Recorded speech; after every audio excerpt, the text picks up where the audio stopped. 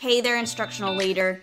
Welcome to the Catching Up with Casey show. If you are anything like me, then you envision collaborative learning communities in which the vast majority of educators are eager and inspired to go to work, feel valued and empowered while at work, and end each day with a great sense of purpose and fulfillment. And I believe this is possible if you have built cohesive, vision-driven teams. Teams that collectively move toward a common focus with leaders who are able to hold them accountable without micromanaging. And on this show, that's exactly what we talk about. Anything and everything that has to do with building cohesive, vision-driven teams. If you want to be part of the 30% who actually helps teams achieve district and campus goals, then you've taken a great first step in listening to this podcast. And if you're really serious about it, then you are going to reach out to me and see how we can work together to make that possible. Now, with all of that said, let's dive into today's conversation.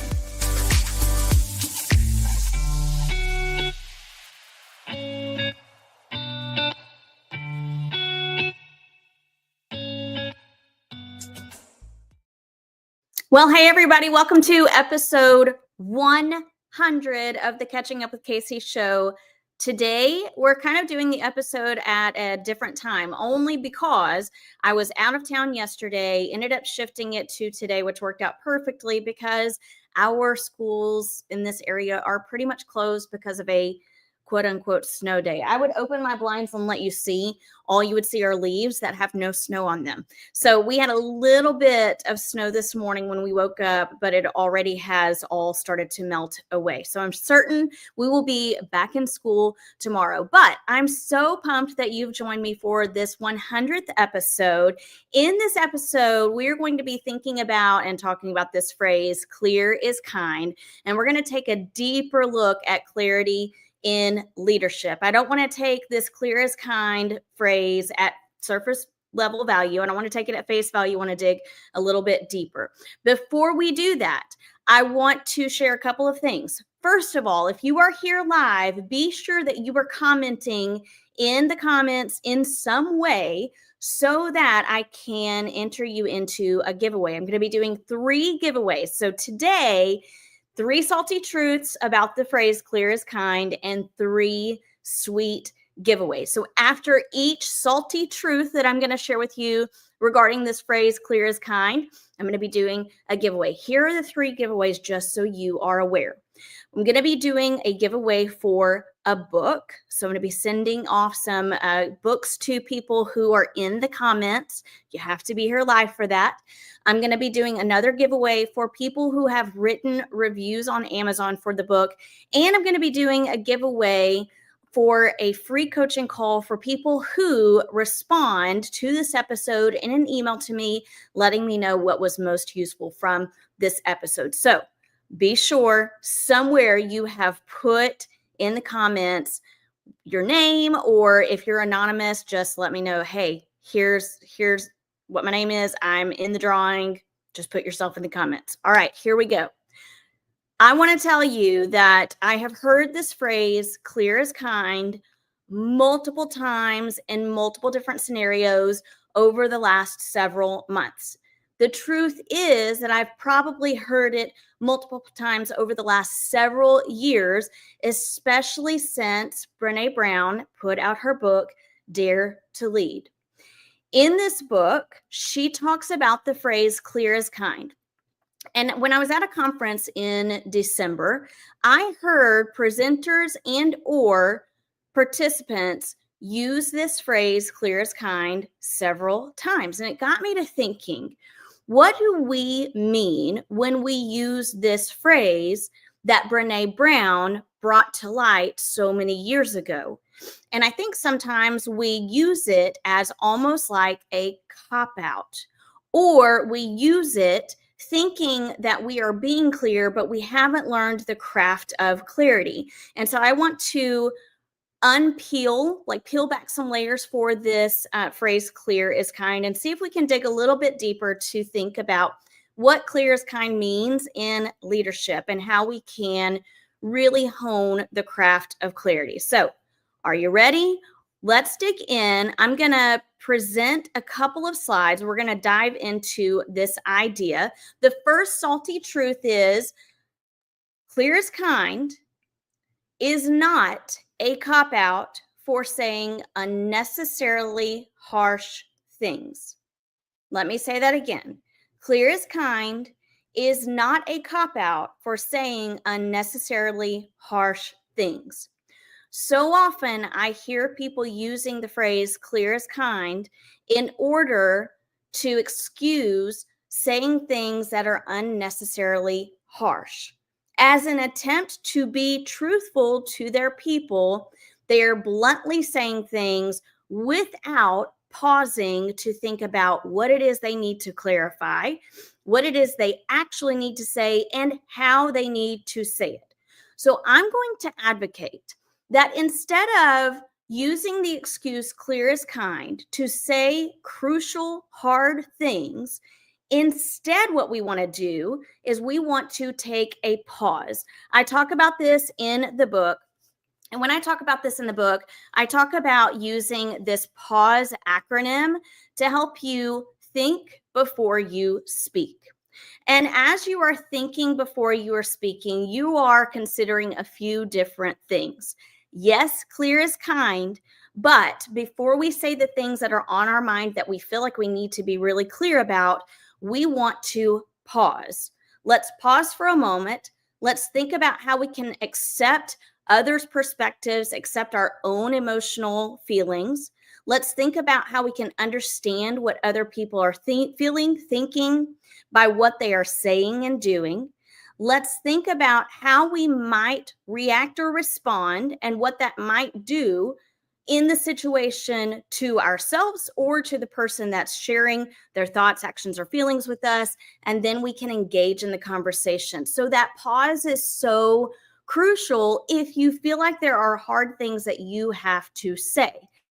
The other thing that you can do is practice perception checking. I also talk a little bit about perception checking in the Craft of Clarity book. However, there is an episode that I do all about perception checking, and I'll leave that episode in the show notes so you can go and check it out. But perception checking really is a strategy you can use to check your perception with the people that you are speaking with, especially if it is a crucial or hard conversation. So let me say it again. Yes, clear is kind, but it is not a cop out for saying unnecessarily harsh things. What we want to do instead is pause, utilize the pause method, and then engage in conversations using perception checking stems. Again, I'm going to leave in the show notes where you can find out more about perception checking stems. If you want to know more about the pause method, definitely dig into my Craft of Clarity book. I want to say that the pause method is in one of the first chapters where I'm talking about listening tours. Okay, so that's the first salty truth. Now, I'm excited about the next slide because we're going to be doing a sweet giveaway. So first salty truth, clear is kind. It's not a cop out for saying unnecessarily harsh things. Now let's think about how clarity precedes capacity. Instead, I want to do a book giveaway so you can practice the art and craft of clarity because we know that clarity precedes capacity. So if you are here live, give me, some people have already put in the comments a comment, and I'm seeing you there. I know some of you in the comments already have the book, and I'm so grateful that you've purchased it. If you're not yet in the comments, go ahead and put your name or a comment in the comments, and I will be drawing from these comments at the end of the show. Okay, so book giveaway, I'm giving at least 2 books away in the session, but I'm going to be looking for people who are in the comments. Next, salty truth. Clear is kind, but that doesn't mean that we are micromanaging people toward our own goals. Clear is kind, but it doesn't mean that we are micromanaging people toward our own goals. Here's what that means. How often have you been on a campus or in a school where you have been, let's just pretend you are a teacher or you are a staff member and you're hearing from campus or district level leaders and they are telling you, here is the goal for our campus. But you haven't been told about those goals ahead of time. You haven't been asked about your thoughts, the feelings, or concerns regarding those goals. And you know that this goal is primarily coming at you because it is the passion of the leader who is currently in that position. And I want you to think about what happens when a leader pushes their passions on their people and we begin micromanaging people toward our own goals. What happens is these leaders do not sustain those goals because their passions may be short lived and we move into whatever new passion they have at the time. Here's the other thing that can happen is that they are so passionate about their own goal. And when they don't see progress being made toward their own goal, they end up leaving and going to a new campus where they can push out their goal again. And then our staff are experiencing that cyclical nature of a new initiative year after year after year. Clear as kind does not mean we are micromanaging people toward our own goals and telling them this is where we are headed and this is how we're going to get there. What I'm going to advocate instead is that you create clarity by involving people so that they can take ownership of something bigger than themselves. You are going to gain insight from your people. Yes, you may have an area of focus that you know based on data, this is what we need to be focusing on our campus. However, this is our area of focus. This is kind of what we're thinking the goals are, but let's go out to our people to gain insight. Let's adjust our goals based on the insight that we've gained. And then we're going to have a common area of focus and a common set of goals that people can commit to because they've had a say so in it. They have ownership of it. So yes, clear as kind. It doesn't mean micromanaging your people toward your goals. It does mean involving them in the process to create common goals across the campus. Is that making sense? Okay. So I'm seeing in some of the comments, so Courtney, you said, been using Brene with my leadership team, had to know more about the clear as kind, digging deeper. Yeah, I think so often we hear the phrase clear as kind, we believe in it, but how often have we learned how to create clarity? That takes a lot of skill and effort to actually create the clarity. I can't just blurt out things that I feel like are clear in communication. Instead, I need to be practicing leadership habits that allow me to create clarity. Kim says, absolutely, some leaders push their own agendas this way and upset teachers, making them not want to be there, for sure. Amy, or an isolated experience they had. Absolutely. Diane, hi, Diane. Glad you're here. Goal setting, such a struggle when the district or company set the goals they expect employees to reach, rather than allowing us to create goals that align to company needs. 100%. Okay, so here's what I'm going to do next. Next is our next sweet giveaway. All right, so here's the salty truth, clear as kind, but it doesn't mean micromanaging your people toward your goals. I want to give away an Amazon gift card. Now, I'm going to be doing a few Amazon gift cards, but here's the deal. Your job, if you want to be entered into this drawing, is to go write a review about the book on Amazon to let me know that you have written a review. Your name should pop up for the review, or you can screenshot it and email it to me. Okay, so let's do an Amazon gift giveaway. Write a review. Either let me see that your review is there or screenshot it and send it to me. I'm going to be doing drawing not at the end of the episode because that wouldn't make sense, but I'm going to be doing a drawing for that towards the end of the week. So get your reviews in there. Are you ready for the third salty truth? Here's the third salty truth.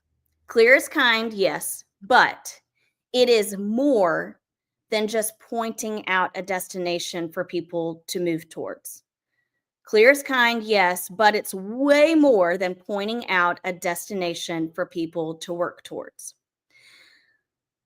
There are so many districts and campuses that I have worked with where they believe that they have told people where they are headed. They feel like they have pointed out a destination or cast a vision. They, the leaders, are saying one thing, like, we have told them where we're headed, or we've told them about the goal, we've told them about the area of focus, we've cast a vision, but no one is getting on board. However, on the flip side, when I visit with teachers and start to gain insight, I hear a different story. The different narrative is, we have no idea what's going on, or we think this is maybe the area of focus, but we don't know what they mean by that. It happens all the time, and it's not that leaders want that to happen. But again, we haven't been taught how to explicitly create clarity for our people. It's more than pointing out a destination. Instead, what we have to do is figure out how to, number one, cast a vision for our destination where people have had ownership in creating that destination point, but also scripting the critical moves. In other words, bite-sized pieces so that they can know exactly how we're going to reach that destination. If we only put the destination out there, people can take multiple different pathways to try to get to what they believe is the destination, which means we're all getting there at different points, or we're not all getting there together, if at all. So, what we want to do is, yes, cast vision. But if we are going to be clear, and we know that clear is kind, then we have to script the critical moves. In her book, Dare to Lead, Brene Brown talks about painting done. And essentially, when we are casting vision and scripting critical moves, we are painting done for our people. We are saying, here's the destination. This is what it's going to look like, sound like, and feel like when we've reached that destination. And also, here are the steps we are going to take to try to reach that destination. Yes, this is a tentative map. This is a tentative navigation to get there. But these are the steps that we are going to take until we have to move our path, okay? Until we have to shift. I talk about this in this book at length. I talk about casting vision, and in the book, I really talk about one of my favorite pieces is thinking about the vision curve. And I want to talk just briefly about it. I meant to have this open so I could go straight to it. But I do want to mention the vision curve, because what we are trying to get toward is more than just buy-in. Instead, what we want to do is get from buy-in to commitment. And some of you who are just going to be listening to this on the podcast, you won't be able to see this. But here's what the vision curve looks like, okay? And I want to tell you the 4 parts of the vision curve that I write about in the book. There is casting the vision. When you are casting the vision, you're at compliance with your people. You can cast a vision all day long for the destination. However, if people cannot conceive of the vision, then there's no way for them to catch the vision, and then there is no way for them to carry the vision. What we want to try to do is create vision carriers. But again, in order for that to happen, you have to be able to script critical moves. In other words, paint done. Okay. So again, I go into a lot of detail in the book about that. So if you want the book, be sure you comment so that I can put you in the drawing for the giveaway, or you go to Amazon, you buy it, and then you write a review. Okay. So let's get to the last sweet giveaway, and then I'm going to do a quick review of the 3 salty truths regarding the phrase clear is kind. here's the last giveaway. For those of you, and I'll be choosing 3 people, for those of you who get in my inbox, meaning email me and tell me what you feel like was most useful to hear from this episode, I'm going to do a free coaching call with you. And in this coaching call, I'm going to be talking you through the 6 steps of the clarity cycle framework, which is what I talk about in the Craft of Clarity book. And you're going to get a chance to kind of decide where you are on a scale of green light, yellow light, red light, where you and your campus are regarding the 6 steps of the clarity cycle framework. So again, in order to get a free coaching call, you're going to get in my inbox. You're going to email me at catchingupwithkc@gmail.com and let me know what you feel like was most useful from today's episode. So let me go back and let's talk about those 3 salty truths. Because yes, clear is kind, but there's so much more to it than just that surface level phrase. Because clear is kind doesn't mean that we can say unnecessarily harsh things. Instead, we want to pause and we want to check our perceptions with people. Clear is kind is true, but it doesn't mean that we get to micromanage our people toward our own goals that we ourselves are passionate about. We don't want to get people moving toward our agenda. Instead, what we want to do is gain insight from stakeholders so we have a collective area of focus and collective goals that we are working toward. And then finally, clear is kind is true. However, it is way more than pointing out a destination. Instead, we have to cast a vision for that destination. People have to conceive of the vision. They have to catch the vision, and then they can carry the vision. But guess what? We have to script the critical moves in order for them to do so. All right? I'm excited for those of you who have purchased the book because you are reading all about this. I'm going to be doing the giveaway for the book towards the end of the week. So I'm going to take all of these comments and people's whose names are here, and I'm going to be putting you in the drawing. If you're not part of my email list, you're going to want to get on that. You can, if you're not sure how to get on my email list, you can email me at catchingupwithkc@gmail.com, or you can go to my website and sign up there. It's catchingupwithkc.com. So I'm going to be doing a book giveaway. Don't forget, though, I'm also doing an Amazon card giveaway. All you have to do is write a review on Amazon. And then finally, I'm doing free coaching calls to a few people who get in my inbox. I'm only choosing 3. First 3 win the free coaching call. So get in my inbox. Let me know what was most useful for you from this episode. Remember, my email address is catchingupwithkc@gmail.com. Now, let me pull this down off the screen. I hope that this has been a helpful episode for you, and you've thought about how we can take a deeper look at clarity in leadership and not take that phrase at face value.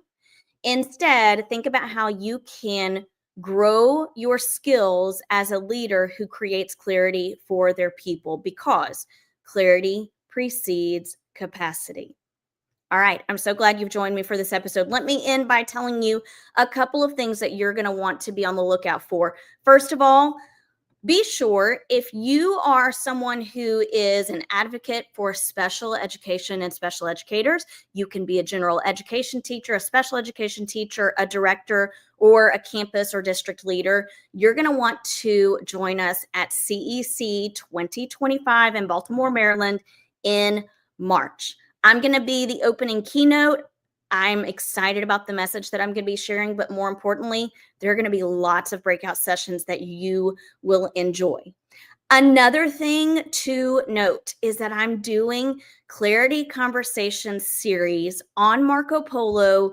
You can go to my website to learn more about this. I'm going to leave the link in the show notes so you can get to the landing page that talks about this series.